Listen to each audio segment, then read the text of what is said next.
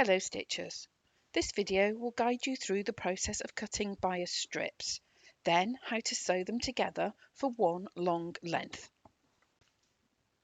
Take your fabric and find a true edge. This will either be a selve edge or an edge that follows the grain. You may find this grain line, if it's not obvious, by just letting an edge fray naturally back. The line in which the thread pulls away would be that grain. There's a couple of methods. So the first one, if you have a quilting ruler with angles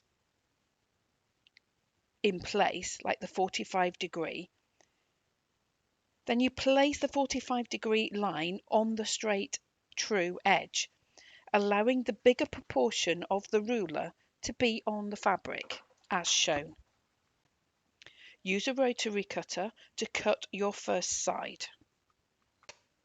Next, take the normal edge of the ruler and to cut a parallel line to the desired width you need your strip.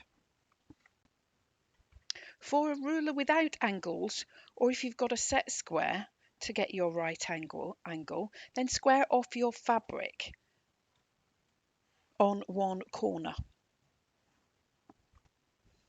Now fold the fabric so that the side and the top edges are together, and folding this on the corner, and press this to your fold. This gives you your first cut line, and then you cut your strips as before. If you don't have a quilting ruler or a set square, a humble piece of paper can help. A piece of printer paper has 90-degree corners to help you square up your fabric. Then you can fold the paper on the corner to get the 45-degree angle and use that for your first bias cut. When sewing together your strips, the seam needs to be on an angle to keep the bulk evenly distributed, and this will save it all being in one place.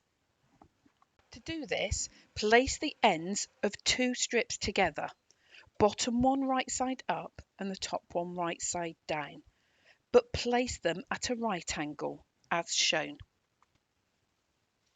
If you are lucky, the edges will meet as shown, but often they won't, so cross them further in. Sew between the two V's that I've marked. Trim and press open. So for a longer strip of bias tape, just keep adding strips in this way till you have the amount of tape needed for your project. This can be used flat to fold as required, or run through a bias maker to pre-press your edges before use.